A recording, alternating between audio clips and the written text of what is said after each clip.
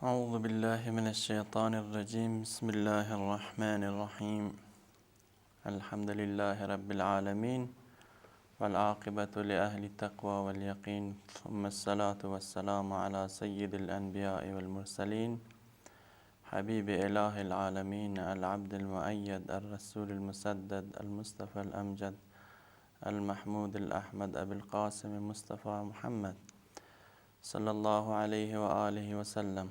أما بعد، فقد قال الحكيم في كتابه الكريم: يا أيها الذين آمنوا إنما الخمر والميسر والأنصاب والأزلام رجس من عمل الشيطان فاجتنبوه لعلكم تفلحون. Dear brothers and sisters, we have been elaborating on the rules of najasat or impurities, and this is going to be the last session. I am going to explain the rules pertaining to impurity and to the objects that are essentially and inherently impure. There are two items left. One is the dead body, and the other is, of course, the liquor or intoxicating liquid. When it comes to the dead body, of course, all religious scholars and mujtahideen agree that the dead body of a human being is impure. When a person dies, of course, his body is warm, but then it gradually becomes cold. As long as the body is warm, it is not impure. And if you touch it, you will not be made impure. And the ritual ablution that is necessary will not become necessary when the body is warm. But when the body turns cold and you touch it, then of course it will be necessary for you to perform ghusl or the major ablution.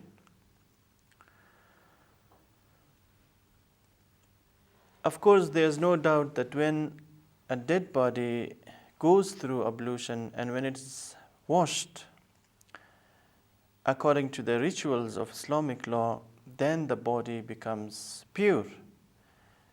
And if you touch it, then it will not be necessary for you to perform ablution, to perform ghusl. So, the dead body of a human being will be impure when it has not been washed and when it's cold.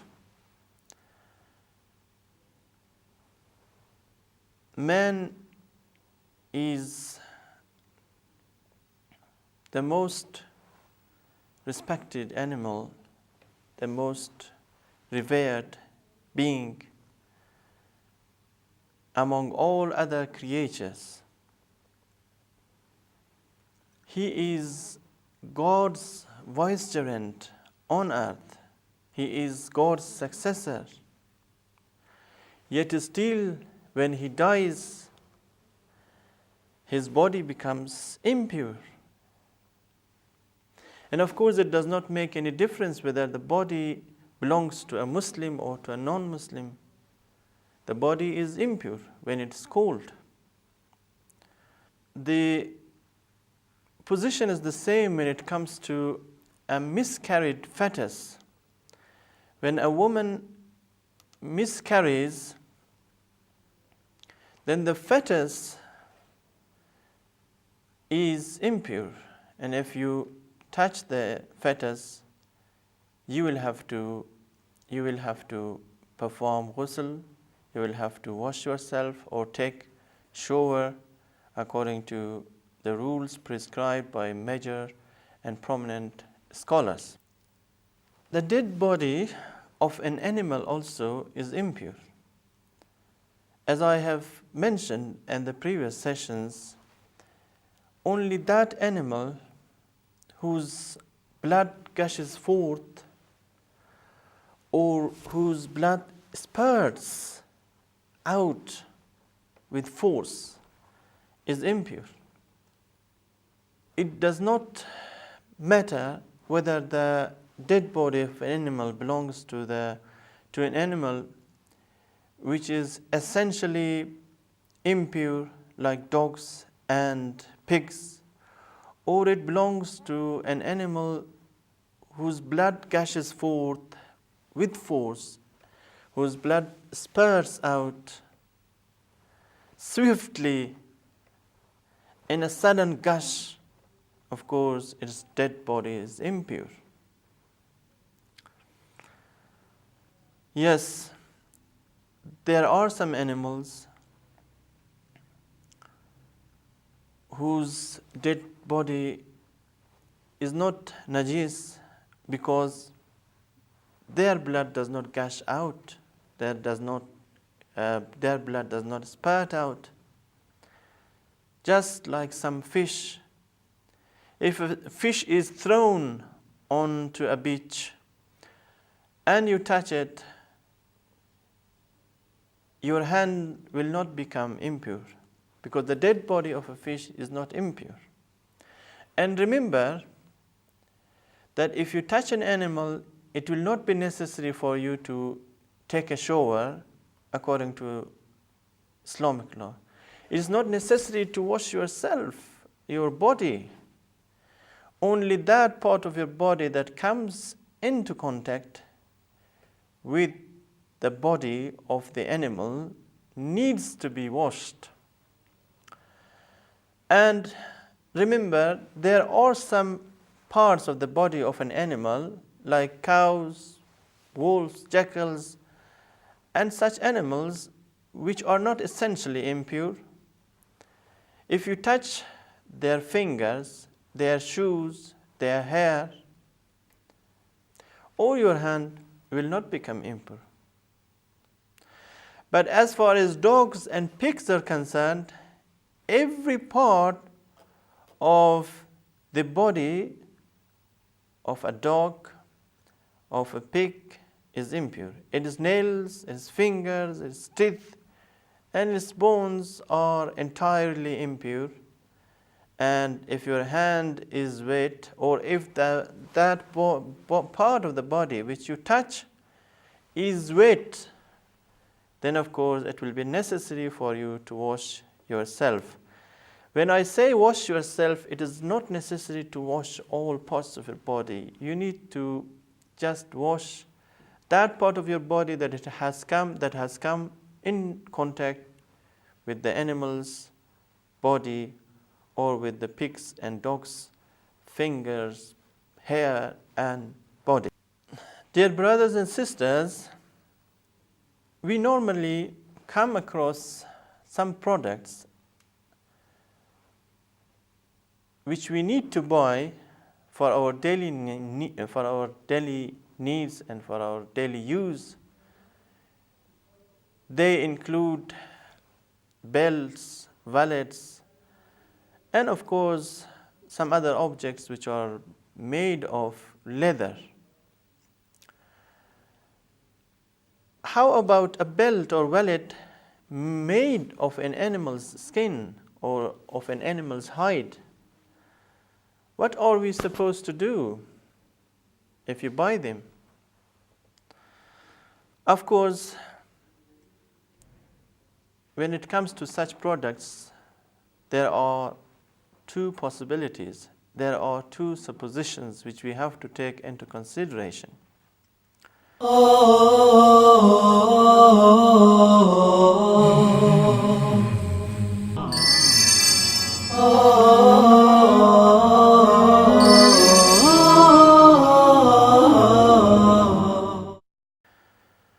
Either we buy it from a non-Muslim market.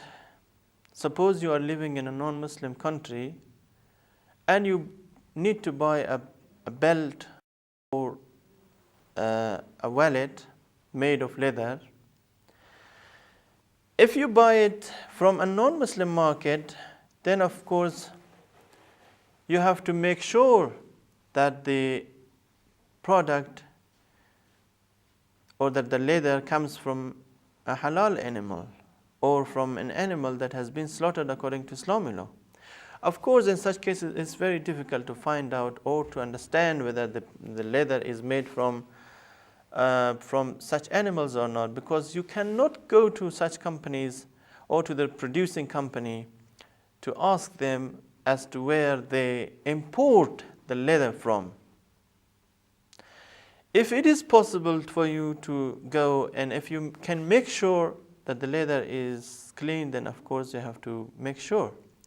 Otherwise, you cannot use it and you cannot carry it while offering prayers. But if you are going to buy a leather product from a Muslim market or from a Muslim, then it is not necessary to investigate. You can use the belt and you can wear the belt while offering prayers. You can use the wallet. You can carry the wallet while offering prayers. It's not necessary at all for you to do a research to find out whether the leather is halal, whether it comes from a halal source or from an impure source.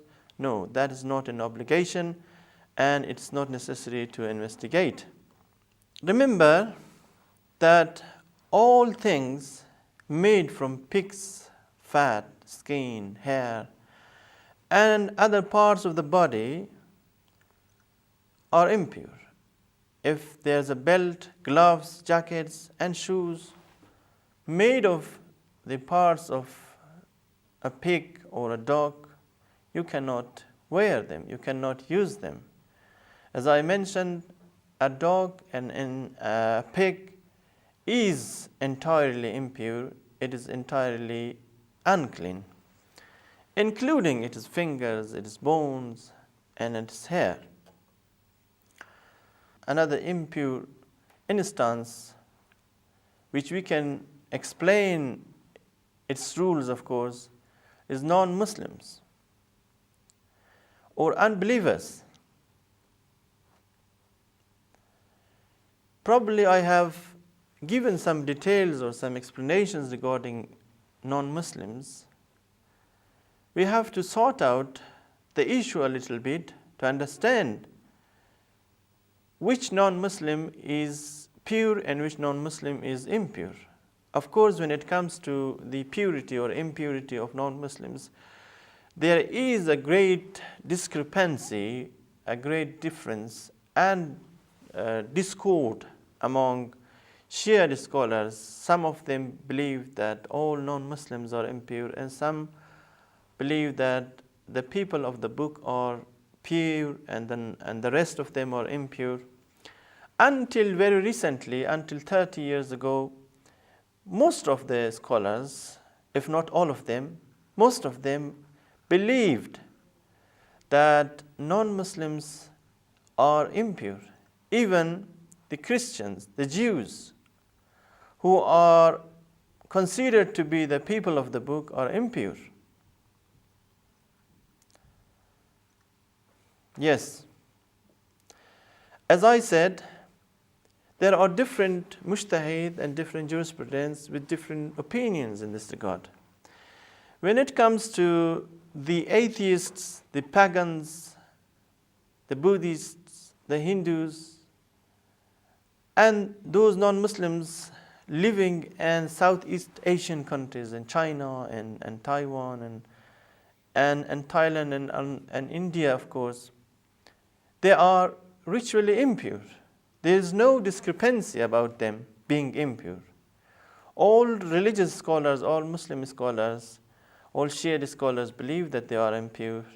And of course, some of them believe that they are physically impure. Just like any impure objects, they are impure.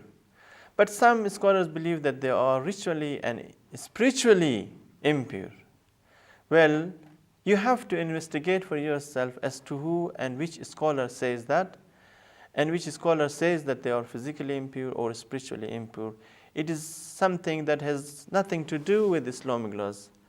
I'm here to tell you only the rules and the verdicts of scholars, and when it comes to physical or essential or spiritual impurity, of course, it's not very much concerned with the Sharia law and with the verdicts of scholars. What is necessary to understand that the pagans, the polytheists, those who believe in a partner, those who worship idols, they are also called mushrik. They are polytheists. The Buddhists are entirely mushrik because they worship statues. They worship idols which they themselves have made and which they themselves have decorated. They worship their own made statues. They are definitely impure. Of course, there are some non-Muslims, such as the Ghulat, such as the Nawasib, and such as the Kharijites or the Khawarij, who were also impure according to all Islamic scholars. The Ghulat, or the people who exaggerate in their beliefs, they declare themselves as Muslims, as believers in one God. They believe, they announce that they believe in one God. They believe in the Holy Prophet and prophethood. They believe in other principles and the Day of Judgment and all other principles, of course. But they exaggerate in their beliefs. For example, they believe in Imam Ali as being a god. Na'uz billah. God forbid. Such people are impure. They are unbelievers. The Nawasib also, they believe that they are Muslims, but they hate the Ahlul Bayt. They express enmity towards the family of the Holy Prophet, towards the household of the Holy Prophet, peace be upon him. They are also impure. They are considered as ritually impure and unclean. Same is the case with the Khawarij. Of course, we don't have any Khawarij right now. But those who lived in the time of the Imam, the commander of faithful, peace be upon him, and who stood up against him, fought him, and of course tormented him to a great extent, they are among the impure people. They declare themselves as Muslims, but they are non-Muslims, they are impure. And there is consensus among all scholars as to the impurity of these people. As far as the people of the book is concerned, of course, I should say that the people of the book, many scholars in the present time, I say, are of the opinion that the people of the book are pure. their food is pure. If you shake hands with them, and if your hand or his hand is wet, then it's not necessary for you to wash your hand. But you are certainly following one of the living scholars. And even if you are not following one of the living mujtahideen or jurisprudence, you will have to study the rules or the verdicts in the epistles of Islamic laws written by your mujtahid, by your jurisprudent. Of course, I will give you a short account of the views of some scholars who believe that the people of the book are impure. I should tell you that late Imam Khomeini, may his soul rest in peace, and also late Ayatollah Muhammad Reza Gulpaigani, may Allah bless his soul, believed that the people of the book are impure because they are not real followers of the teachings of the Prophet. They have corrupt beliefs. They have deviated. They are not true monotheists. They are in fact pagans. They are polytheists because they believe either in Trinity or they believe in two gods. Some of them believe in Jesus as the Son of God, and some of them believe in Jesus as a second God. Dualism is there, Trinity is there, and believers of Trinity and believers of dualism. So such Christians are in fact polytheists. That's why scholars like Imam Khomeini and Muhammad Reza Gulpaigani are of the view that they are impure. Well, some scholars like Ayatollah Khouei believes that they are not impure. They are pure. But again, he says that Muslims should exercise precaution. What is the precaution? The precautionary measure requires you and requires every Muslim to avoid them. If they touch the people of the book, they have to avoid. They have to stay away from the people of the book also, from the present people of the book.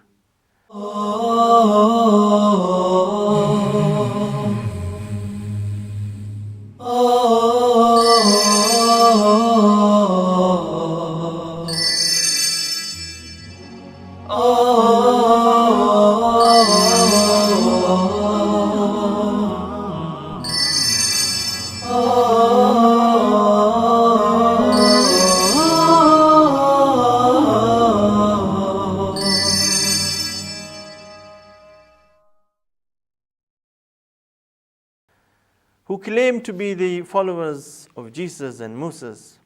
Of course, Zoroastrians, being the people of the book, are the Jews and the Christians and also Zoroastrians.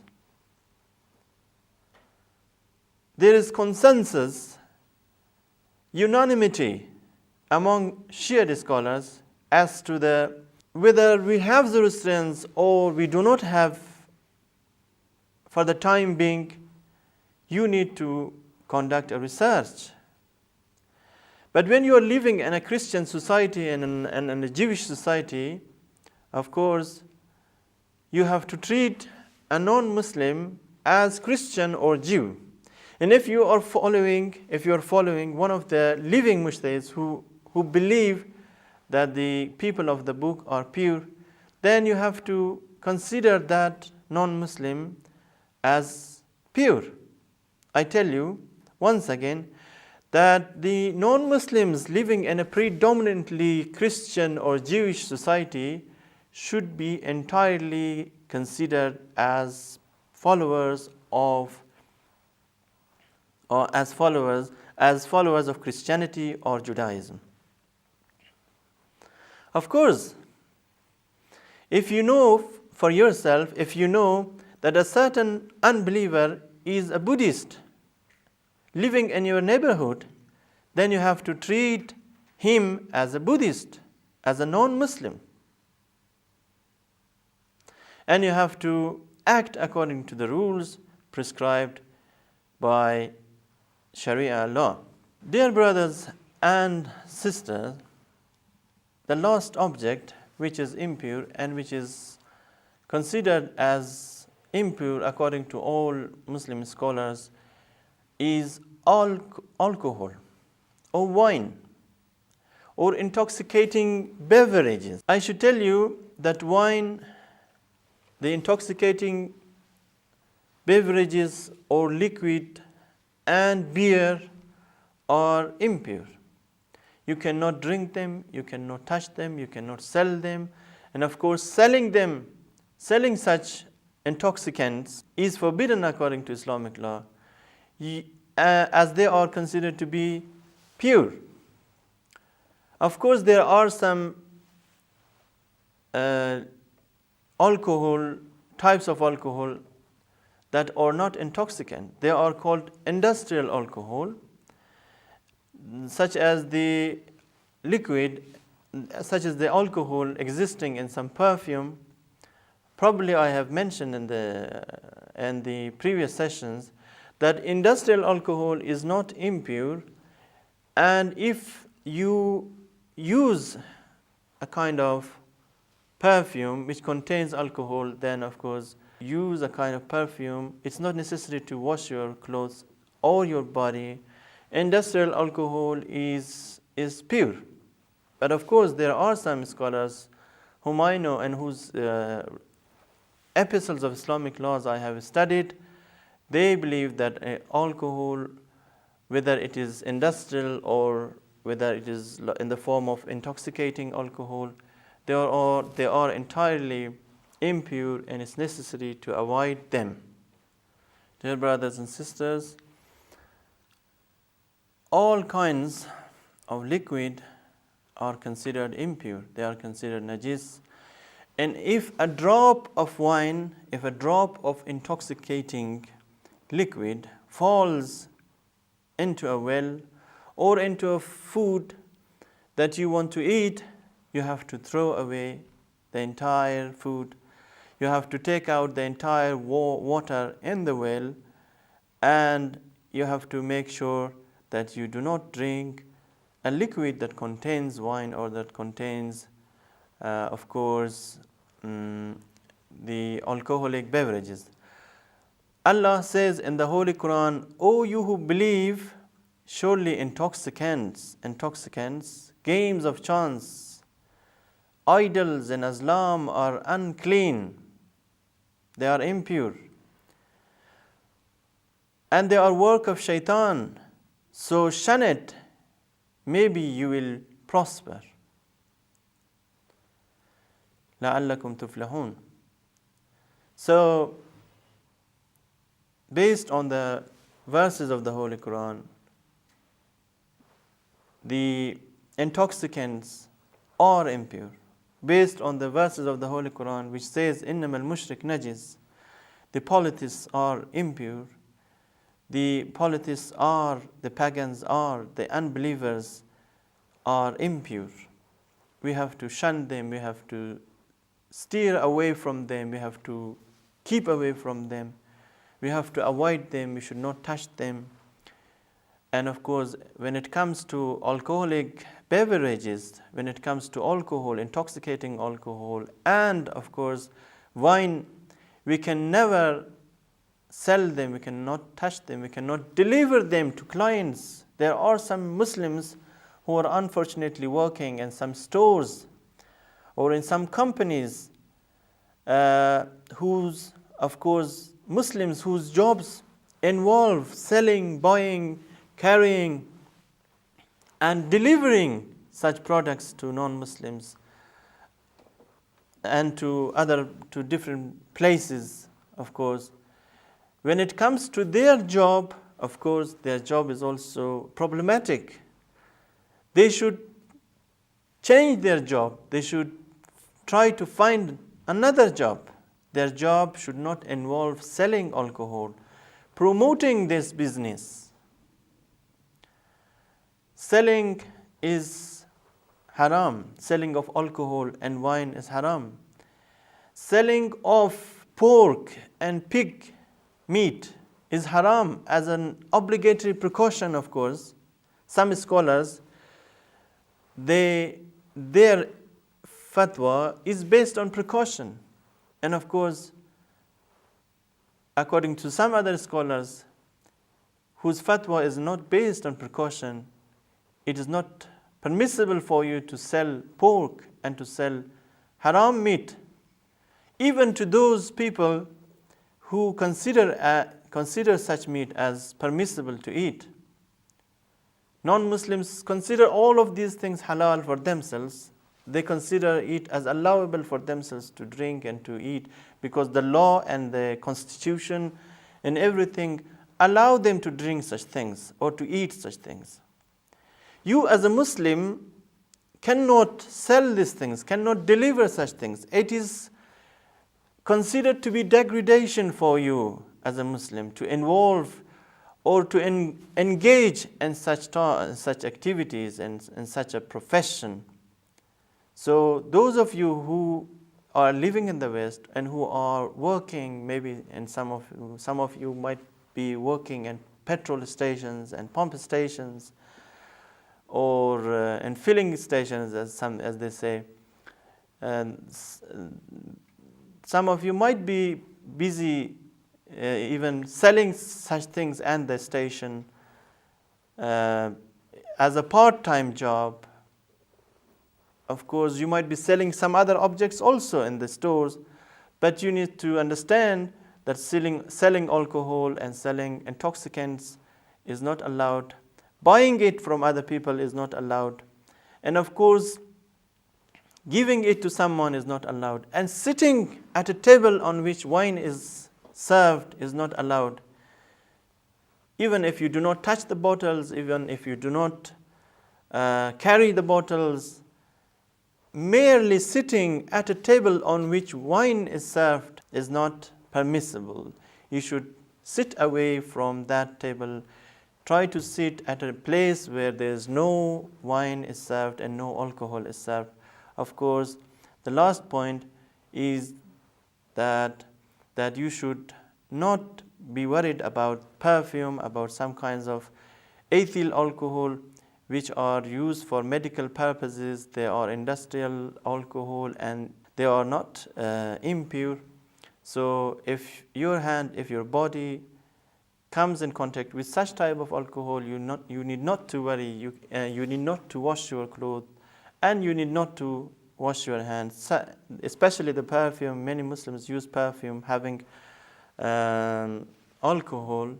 So such alcohol is ritually pure, and there's no objection and no problem in using such type of alcohol.